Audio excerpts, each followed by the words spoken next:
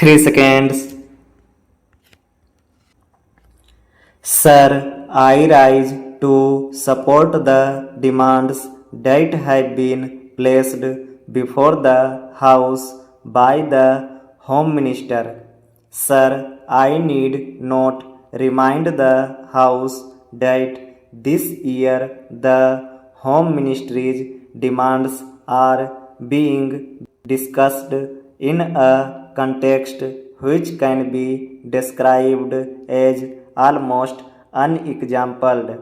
It is for the first time that we are discussing the demands of this ministry after the country passed through the period of the emergency that rocked the very basic structure of our constitution and our policy and made the common people of our country realize what they have lost with the eclipse of their fundamental rights and freedom. Sir, the 19 months of rule marked the culmination of a concerted effort to undermine democracy. Those who wanted to destroy the democracy and convert our system into a totalitarian system had looked upon the Home Ministry as the main instrument for forcing their will on the nation.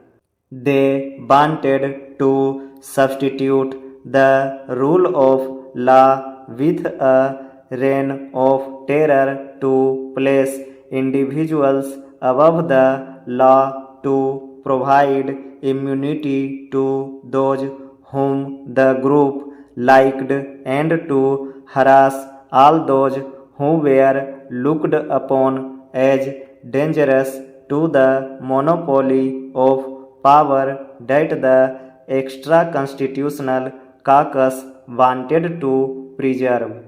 The then Home Minister was himself a captive of this caucus. It was practically a totalitarian regime and was therefore bound to be a police regime. That is why I would request the Home Minister that the whole police department should be thoroughly overhauled. Sir, I do not want to take the time of the House by listing the various agencies and organizations that were set up in the police department and the home department during emergency and before that.